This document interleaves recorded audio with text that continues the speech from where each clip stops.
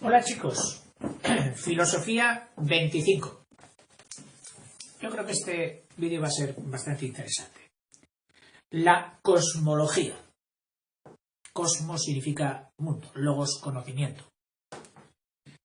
Dice, ante el mundo, el hombre primitivo, esto lo hemos visto bien en Historia del Arte y de la Cultura, sintió miedo y respeto. Los fenómenos meteorológicos le imponían, le causaban un respeto enorme. Pero un día el hombre creyó poder dominarlo e incluso explicarlo. Así nació la filosofía, como un intento de explicarse el mundo. Tales, el Tales de Mileto, el primer filósofo griego, creyó que el mundo podía reducirse a un solo elemento, el agua.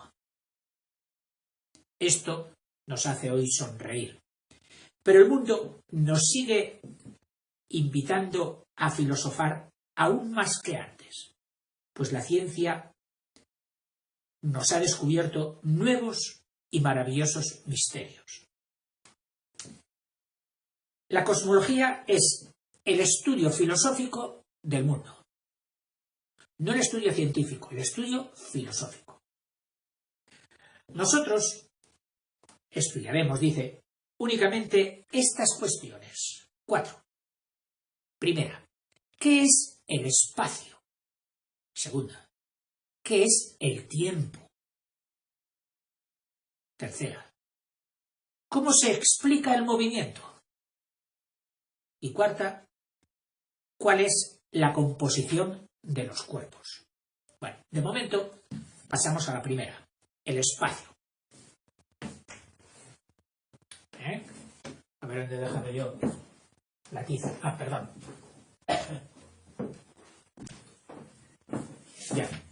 Ya la tengo.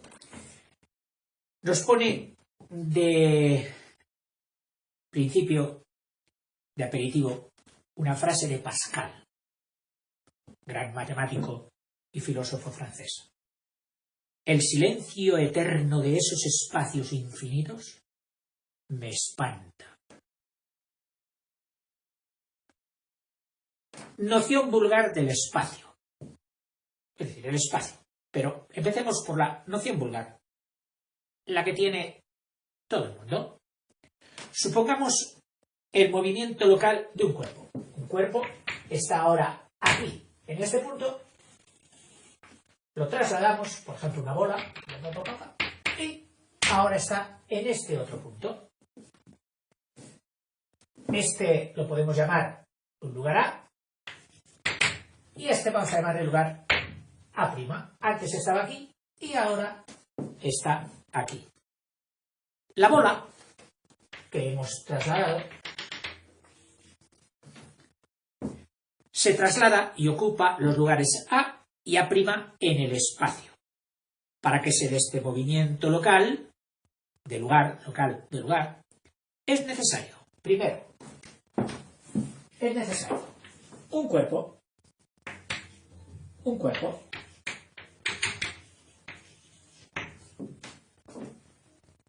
El cuerpo tiene el accidente,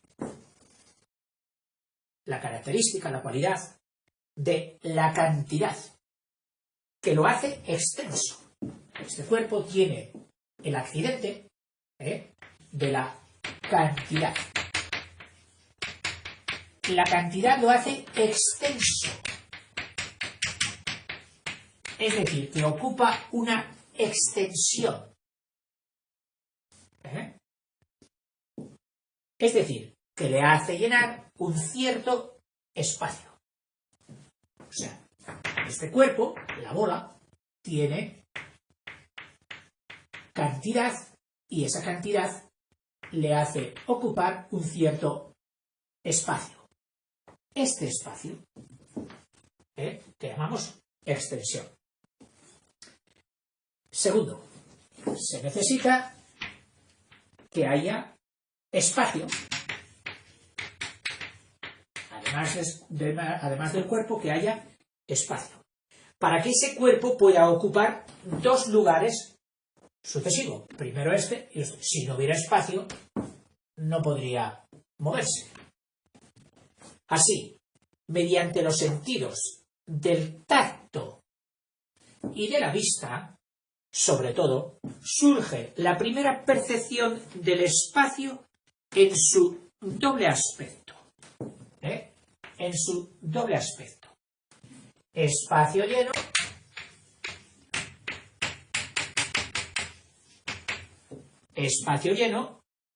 que es el espacio ocupado por un cuerpo o por los cuerpos en general. El espacio ocupado por nuestro propio cuerpo. Donde está mi cuerpo, no hay otro. Ocupo un espacio. Y esto se ve muy bien. Pues poner el ejemplo de Arquímedes cuando se metió en la bañera llena y desplazó. Con el espacio de su cuerpo, desplazó el espacio del agua. El agua tuvo que irse abajo, desbordándose. Ese sería el espacio lleno, el que ocupa un cuerpo. Y espacio vacío, pues el interpuesto entre los cuerpos, el que está entre los cuerpos, entre un cuerpo y otro, tal. Ojo. Ahora bien, definición de cuerpo. ¿Es lo mismo que materia?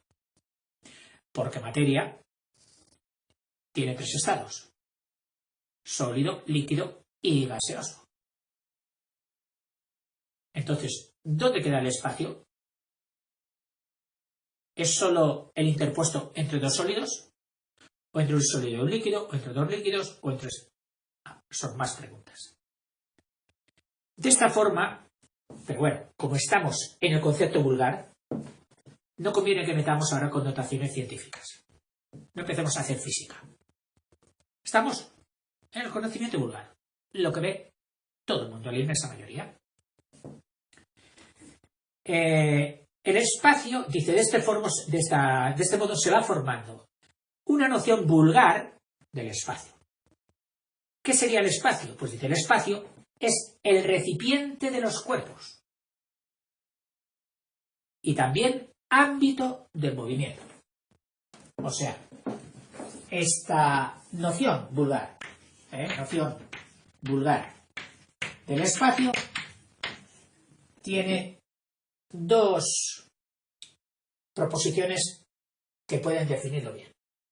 Una, que es el recipiente de los cuerpos, es decir, lo que ocupa un cuerpo. Y 2, el ámbito del movimiento. Es decir, no podría haber movimiento sin haber espacio. ¿Por qué? El ámbito, el entorno que necesita el fenómeno de movimiento es el espacio. Estas 2 ideas son las que definen la noción vulgar del espacio. Ahora bien, el vulgar, vamos a decir, ya lo tenemos. Dice, lo difícil es hallar un concepto filosófico del espacio. O sea, el vulgo,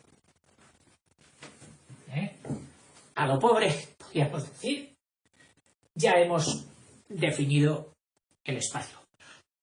Vamos ahora con la noción filosófica.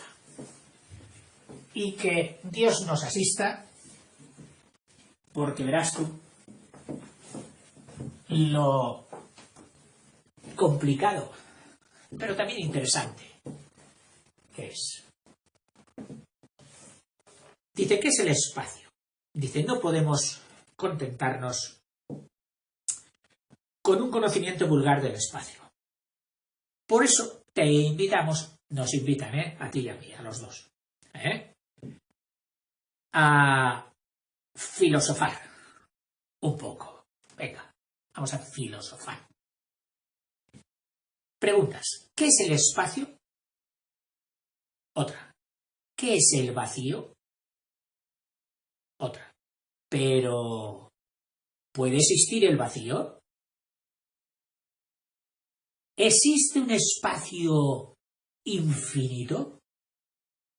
Sin límite que nunca se acaba. ¿Existe un espacio infinito?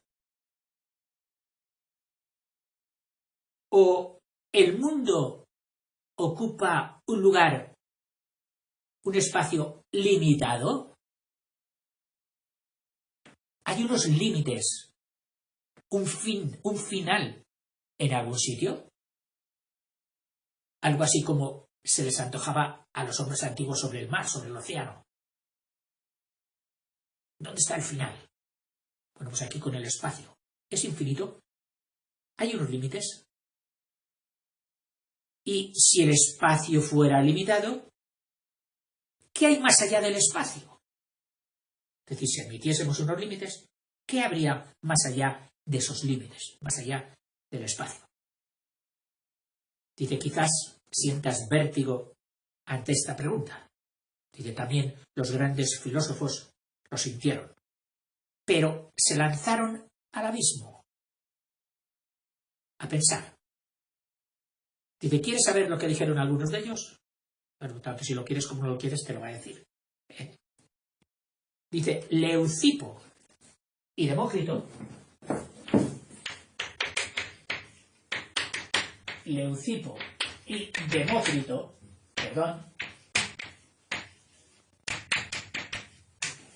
Demócrito, estos dos pensadores griegos, en los siglos V y IV a.C., es decir, en el siglo de oro de las artes, que no de la filosofía, de las artes griegas, dijeron esto. Su doctrina se llama el atomismo.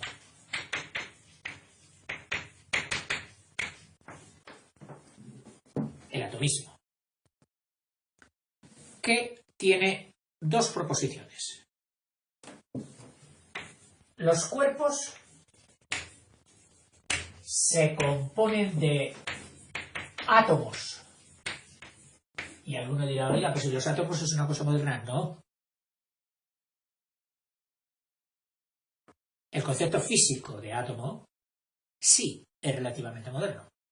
Pero como idea, es una idea muy antigua. Precisamente la palabra átomo es griega. Y ya sabes qué significa a, sin, tomo, corte.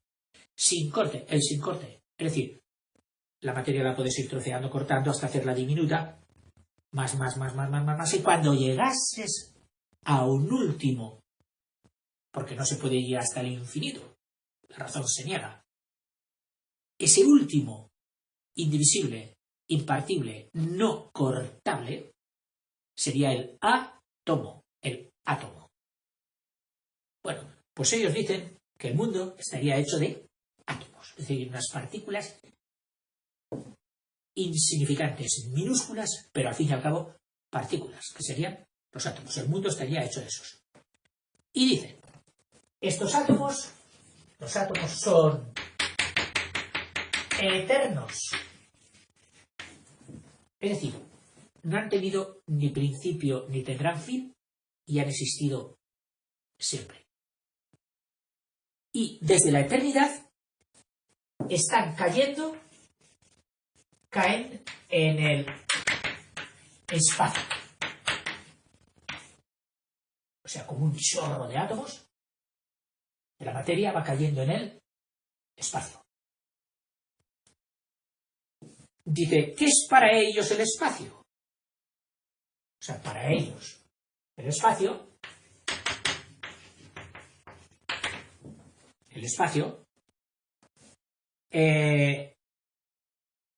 dice, no hay más que dos realidades opuestas entre sí. Opuestas entre sí. La realidad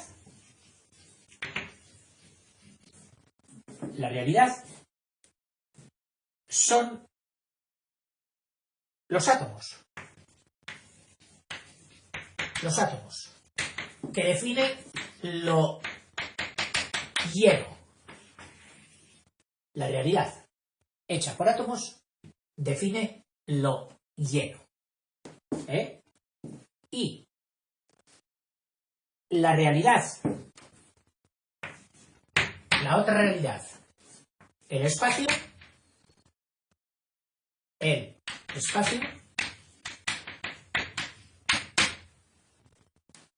sería, por tanto, lo vacío. Lo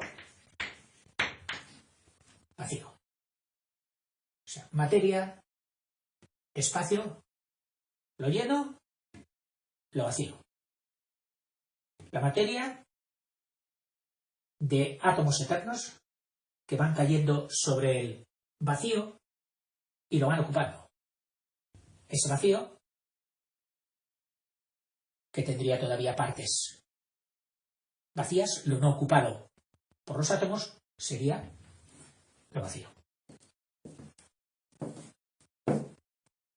O sea, para ellos se resumiría: el espacio es el vacío y los átomos lo lleno.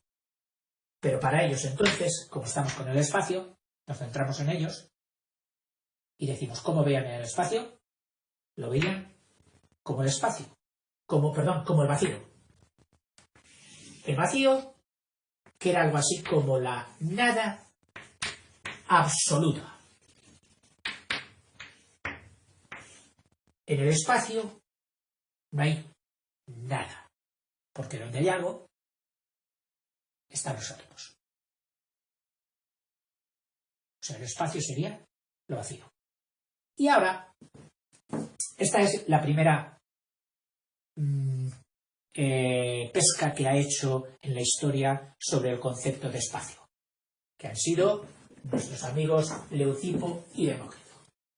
Y viene el profe del libro y a todas las pescas que va a hacer, acaba con ellas con un pero que yo le llamo el pero demoledor. El pero que tira abajo la teoría de por qué no podemos admitirla. Podemos admirarla como una cosa que se hizo, que estuvo muy bien, interesante, bonita, a veces pintoresca, como la del agua, pero no podemos admitirla. El primer pero. Y su pero dice, pero es falso, opina. Si el espacio fuera la nada, el espacio no existiría. Ese es el pero, como argumenta el profesor. Y seguramente que no solo él.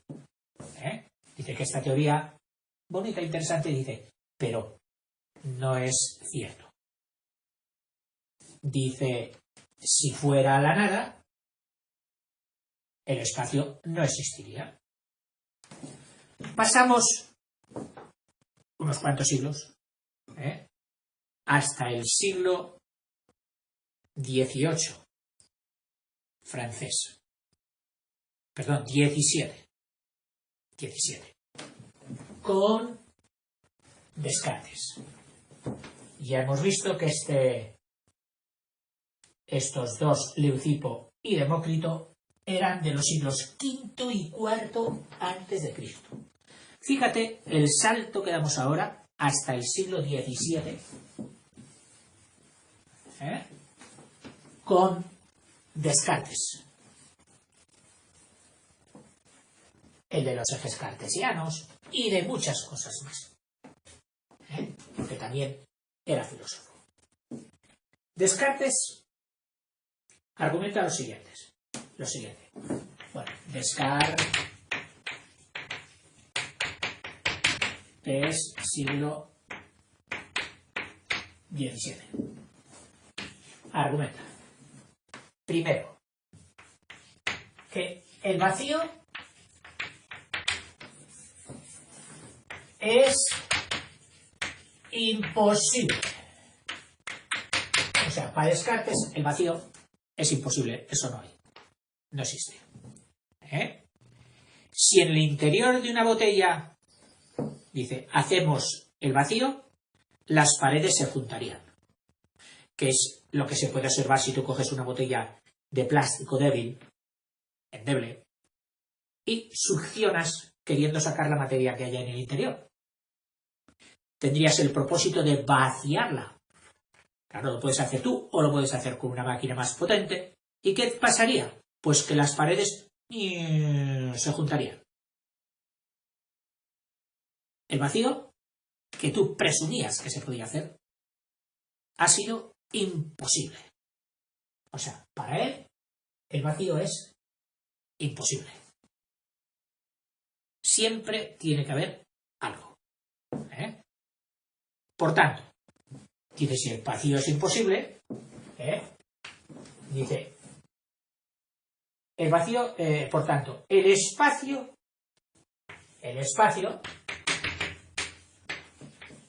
siempre tiene que estar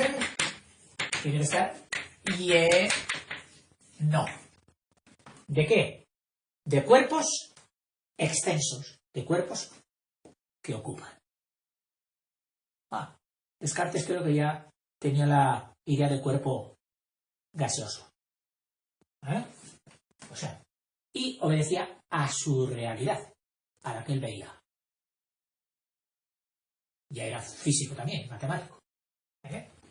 El espacio, dice, tiene que estar siempre lleno de cuerpos extensos. De cuerpos extensos, de cuerpos que ocupan.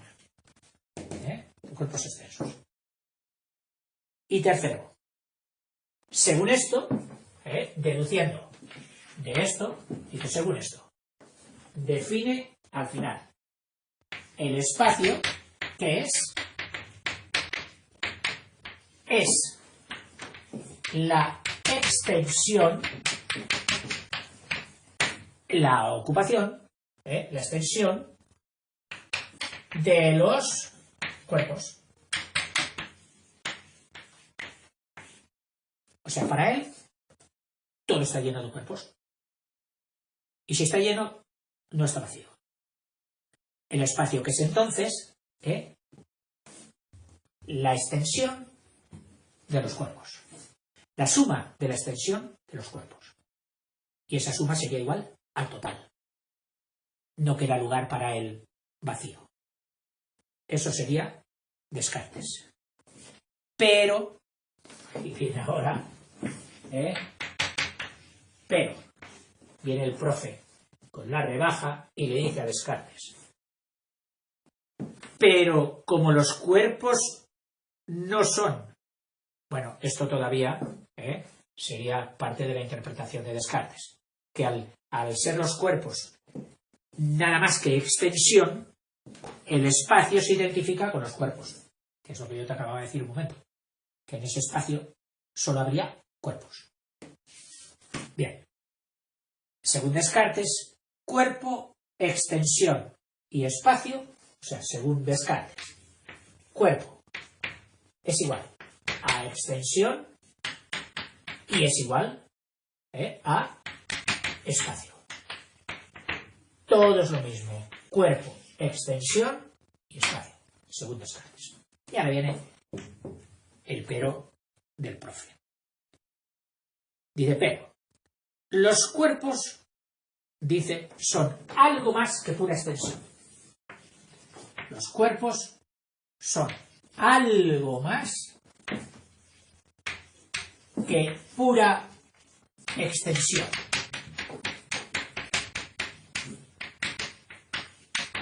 Y él lo da como verdad evidente. Oye, un cuerpo es algo más que lo que ocupa. Una cosa es lo que ocupa, que es su extensión, y otra cosa es el cuerpo. Bueno, eso parece que tiene sentido, ¿no? Dice, es algo más que pura extensión. Por eso, el espacio no se puede identificar con los cuerpos. No podemos decir que el cuerpo es el espacio y el espacio es el cuerpo.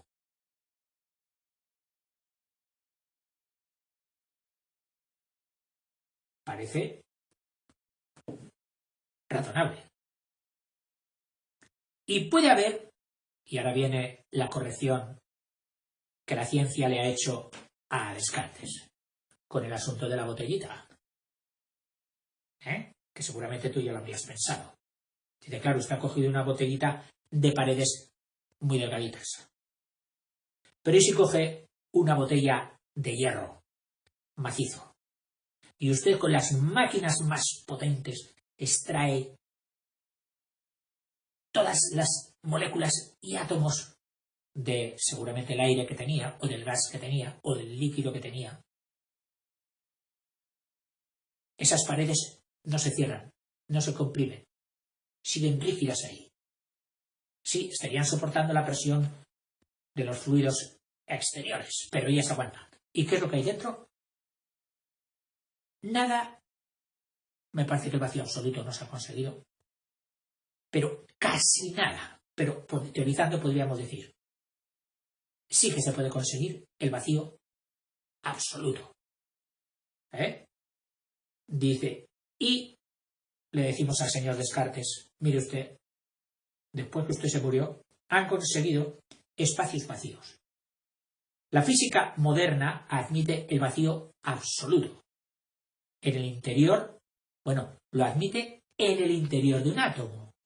Es decir, según vimos en química, en la configuración del átomo, en la serie química del mismo canal, parece ser que entre lo que es el núcleo y lo que es la corteza, que está lejísimos, hay un espacio entre núcleo y corteza vacío, que no hay nada. Es decir, que la ciencia admite el vacío ya en el interior de los átomos. Pobres los dos pensadores griegos, Leucipo y Demócrito, si les hubieran dicho que sí, que los átomos se demostraría que existen, pero que en su mayor parte eran volumen vacío. Les habría roto un poquito los moldes, pero les habría encantado haberlo conocido. Dice, y en el mismo espacio interplanetario, entre planeta y planeta, cuando hay enormes distancias medidas en años luz, allí, en el centro de esa distancia que hay, admiten que haya nada. A no ser que seamos defensores de la teoría de la materia oscura, y entonces sí, hay algo, pero claro, ya no sería en forma de átomos visibles. Bueno, otro pensador, y para esto no nos movemos de siglo. A finales del mismo 17, Descartes en Francia, pero Newton en Inglaterra, también le da al coco, le da al tarro, sobre esta cuestión del espacio. Y vamos a ver qué es lo que nos dijo el gran teórico de la mecánica, Isaac Newton. Físico, matemático y filósofo. A mí me hizo mucha gracia las primeras veces que me decían físico, matemático y filósofo, porque claro, yo lo veía representado y concretado en los profes que me daban esas asignaturas. Y decía, hombre, físico como don fulano, matemático como don tal y filósofo como usted. Porque yo sabía positivamente que a ese que era filósofo no le gustaban las mates y además tampoco era muy bueno en mates. Y entender que hubiera personas que siendo matemáticos y físicos fueran también filósofos, lo veía como algo imposible. Pero luego, con el paso del tiempo, ya me dijeron y entendí que cuando un matemático llega a las profundidades de la matemática, cuando un físico llega a las profundidades de la física, cae exactamente en la filosofía. O sea, por procedimiento natural, desembocan en la filosofía. Son también filósofos. Curioso. Y aquello me reafirmaba en que el tronco de todo el árbol de la ciencia, ese tronco se llamaba filosofía, del que partían luego todas las demás. Pero bueno, vamos a Newton. Finales del siglo XVII. Newton, finales del XVII. Es el principal representante de la mecánica clásica. De todas esas fórmulas, aceleración, velocidad, todo esto. Para él, el espacio es algo absoluto. Es decir, independiente de los cuerpos. Tiene realidad, tiene esencia, tiene existencia en sí mismo. El espacio. Independiente de los cuerpos que se muevan en él. Es algo inmóvil. Bueno, vamos a ver. Tiene, para él, el espacio es, hablamos del espacio, es absoluto, es una realidad absoluta. No depende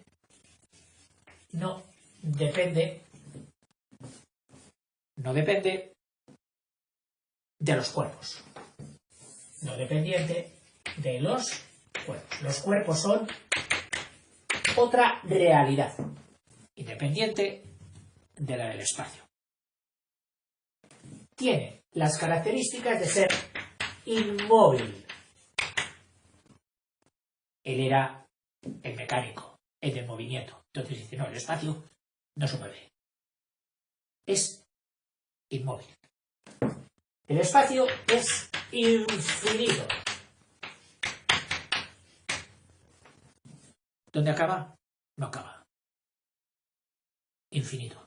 No tiene límites. Y, a su vez, es el escenario, o el ámbito, como decíamos antes, escenario del movimiento. Este es el concepto newtoniano del espacio. Llegó incluso a definirlo como un atributo de Dios. Un poder, una característica, una cualidad de Dios. Sería algo así como el órgano sensorial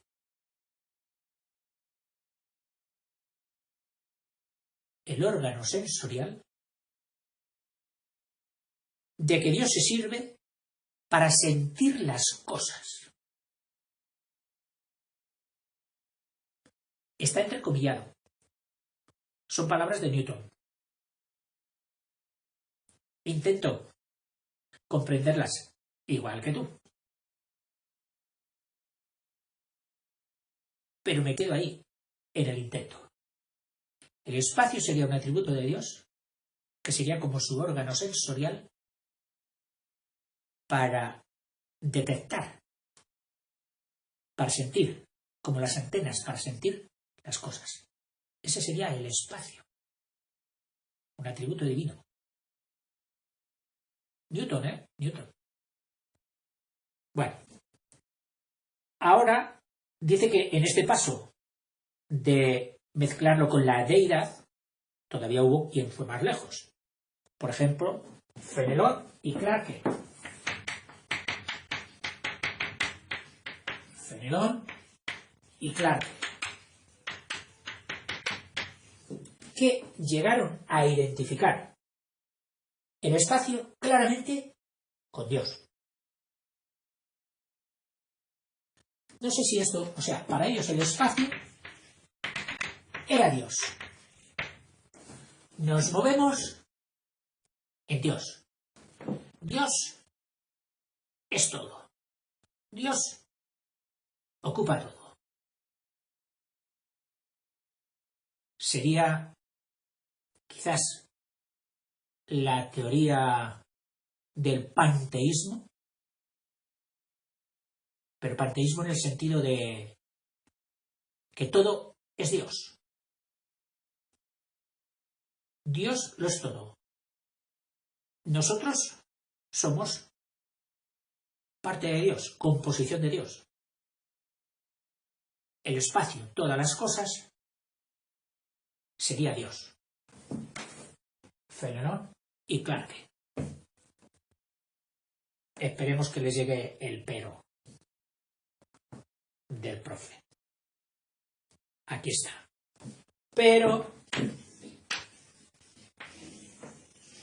como diría otro, que las peras no son peros, y luego descubrí que era verdad, que hay una fruta que se llaman peros, que se parecen a las peras pero no son peras. Me quedé.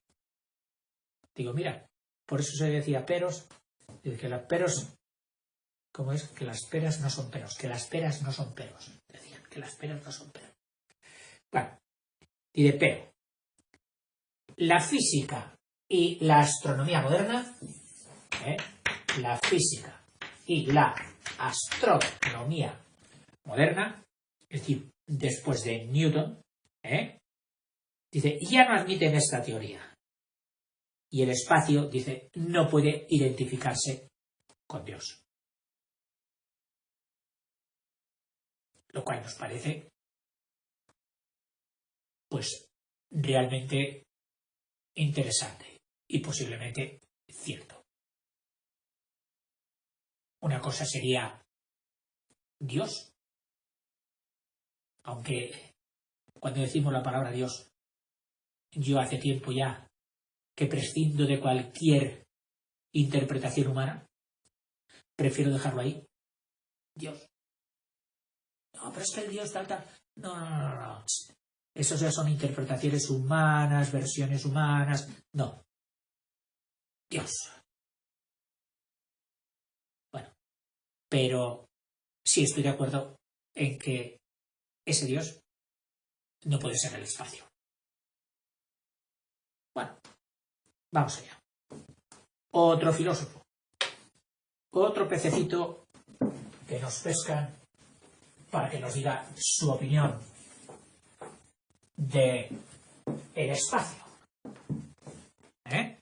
Curioso. Kant.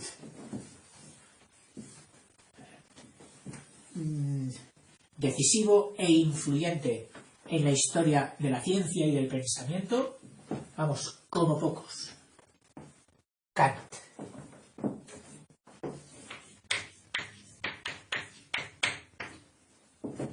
Kant. Filósofo alemán del 18. Filósofo alemán del 18. Dice, para que entiendas mejor la teoría de Kant, es decir, me advierte de que va a ser algo complicadillo, dice sobre el espacio, dice, fíjate bien en el siguiente ejemplo, que hay un dibujo y una explicación. Aquí ha pintado un hombre haciendo alusión a su pensamiento, a su cerebro, que capta, bueno, vamos a ponerle mirando por aquí, capta con sus sentidos un conjunto de una maraña de sensaciones, de formas, de colores, de olores, sonidos, lo capta. Este señor, al recibir estas sensaciones, esta maraña, esta mezcla de todo, lo que le llega, todo, lo ordena y le da forma. Y por aquí, capta, lo ordena y le da forma. Al darle forma, lo distribuye. Es decir, lo clasifica, lo coloca, ¿dónde? En el espacio. O sea, lo distribuye, lo da forma en el espacio. Dice, lo que él contempla, dice, es el resultado, es decir, lo que él ve es el resultado de una ordenación, de una colocación, de una clasificación subjetiva. O sea, lo que él ve, ¿qué es lo que ve? ¿Qué es lo que contempla? Es el resultado de una ordenación subjetiva. Claro, esto nos hace pensar que lo que este señor ve en todo aquello, su forma de clasificarlo no ha sido la mía. Por eso los dos no tendremos resultados idénticos. Sería un resultado subjetivo, propio y particular de cada individuo. Para él, si es compositor y ha hecho una composición, pues para él sería pues una distribución de una orquesta musical en plena ejecución.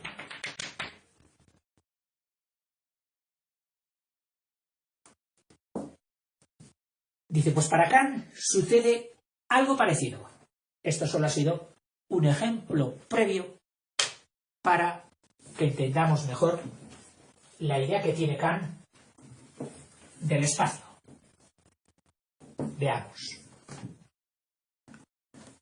Porque Kant dice, hay un objeto, una cosa, un elemento, lo que él llama el noumeno, que es la cosa en sí.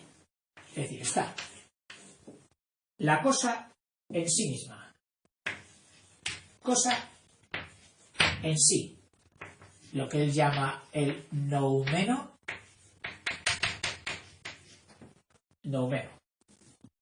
que sería como la materia de quién, del conocimiento. El objeto, la materia del conocimiento sería el noumeno, que es la cosa en sí. Bueno, hasta ahí parece que es inteligible, ¿no? Seguimos. Segundo cuadro, segundo paso. La sensibilidad externa. Sensibilidad externa. Es decir, el conjunto de todas mis antenas, que son mis sentidos, mis captadores. La sensibilidad externa. Esa sería, para él, no la materia, sino la forma del conocimiento. Forma del conocimiento. Pues eso es lo que para Kant sería el espacio.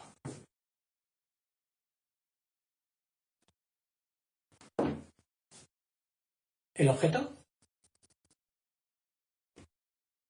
mis instrumentos de captación del objeto, que eso es la sensibilidad externa, esa captación para él es el espacio. Y por último, de aquí, con mis antenas,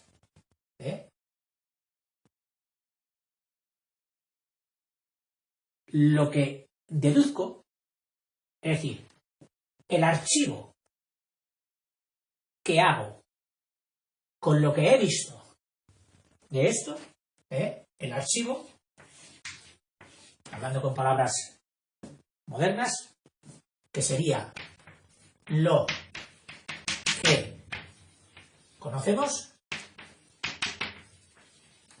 A eso él lo llama el fenómeno. El noumeno es el objeto. Y el fenómeno, y feno, recuerdo que en griego significa lo visible, fenotipo, conjunto de características visibles de todas las que tenemos. Tenemos otras que no son visibles, pero el fenotipo es el conjunto de características genéticas que se ve, que se muestra. Pues eso sería el fenómeno. Kant, alemán. Vamos a ver cómo nos lo explica. Las cosas del mundo, los noumenos, envían a nuestros sentidos una multitud caótica, no ordenada, de sensaciones, colores, olores, sabores, etc. Dice, esto constituye la materia del conocimiento. Segundo, la sensibilidad externa. Los sentidos reciben estas sensaciones y las ordena, dándoles una forma. Y esa forma dice que es el espacio. El espacio sería la forma del conocimiento sensible. Es algo que la sensibilidad externa posee antes de toda sensación. Es decir, si esto fuera el molde donde ordenamos todo lo que nos llega del objeto, dice que este molde ya existía anteriormente e independientemente de las cosas que vayamos a meter en ese molde. Y ese molde sería el espacio, el contenedor. Y esto sería el contenido. Y una vez que el contenido está metido en el contenedor y ordenado, y archivado y presentado, eso sería lo que llamaríamos el fenómeno. Pero dice antes, el espacio formal es algo que la sensibilidad externa posee antes de toda sensación. Es decir, el espacio, esto es una forma a priori, antes de haber realizado cualquier acto de captación de las cosas materiales. O sea que, dice, por tanto, el espacio es una forma a priori de la sensibilidad externa. Lo que nosotros conocemos no son, por tanto, los noumenos. Como el espacio es algo subjetivo, tú tienes tu manera de percibir las cosas, yo tengo la mía, es algo subjetivo que depende del sujeto. Dice, no conocemos las cosas tal y como son en sí. Las transformamos, las damos forma personal, subjetiva. Sino tal y como nos aparecen después de ordenarse en ese espacio. Y a eso lo llamamos el fenómeno, o los fenómenos. Y ahora viene el pero. Pero, atentos a lo que nos dice, pero, todo esto, dice, son afirmaciones gratuitas. O sea, gratuitas es decirle, bueno, eso lo dirá usted. Dice, pero no hay causas para demostrar eso. Dice, son, a mí me parece un poco fuerte. Yo no las diría, pero este profe sí. Dice, son afirmaciones gratuitas. Dice, porque el espacio es algo que percibimos de modo inmediato. El espacio lo percibimos de forma inmediata, es decir, sin hacer cábalas, ni deducciones, ni demostraciones. Es algo así como un axioma, como un principio inmediato, de aquellos que vimos en las demostraciones, que es evidente. Y no hay razón ninguna para negar su realidad.